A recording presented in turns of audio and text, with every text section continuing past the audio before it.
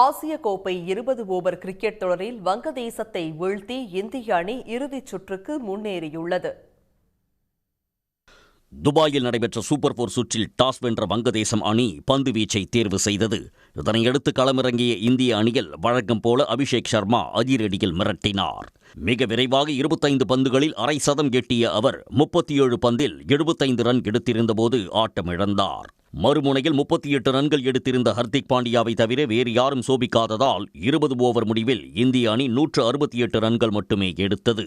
169 ரன்கள் இலக்குடன் ஆட வந்த வங்கதேச வீரர்கள் இந்திய பந்துவீச்சை சமாளிக்க முடியாமல் திணறி விக்கெட்டுகளை பறிகொடுத்தனர். சயிப் ஹசன் மட்டுமே ஓரளவுக்கு தாக்குப்பிடித்து 69 ரன்கள் எடுத்தார்.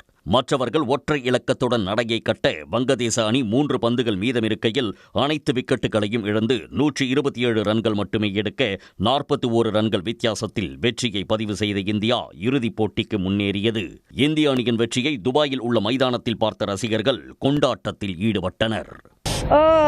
It hurts, but ठीक है, no worries, ऐसे चलता रहता है. It's a game of a part of a game, to be honest. और सेंचुरी तो इस टूर्नामेंट में है, I'm damn sure आएगी. We have more matches. Let's see. नहीं अभी नहीं आया. We are going straight away to his hotel and then we'll celebrate there. But आज लगे एंकर उन्हें नहीं निभाया है टीम को जीत दिलाने में, तो कैसा लगा आपको? बहुत अच्छा लग रहा है that he is leading the team and वो बहुत हेल्प कर रहा है टीम को जीतने में.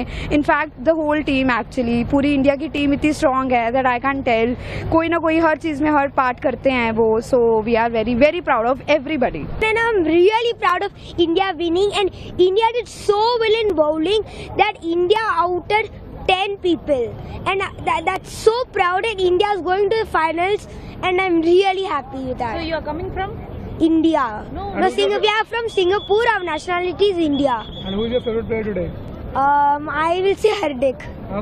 Yeah. Thank you. இதனிடையே இன்று நடைபெறும் போட்டியில் பாகிஸ்தான் வங்கதேசம் அணிகள் பலப்பரீட்சை நடத்துகின்றன. இந்த போட்டியில் வெற்றி பெறும் அணி வருகிற 28ஆம் தேதி இறுதிப் போட்டியில் இந்தியாவுடன் மோத உள்ளது. உடனுக்குடன் செய்திகளை தெரிந்து கொள்ள சன் நியூஸ் பெல் ஐகானை கிளிக் பண்ணுங்க.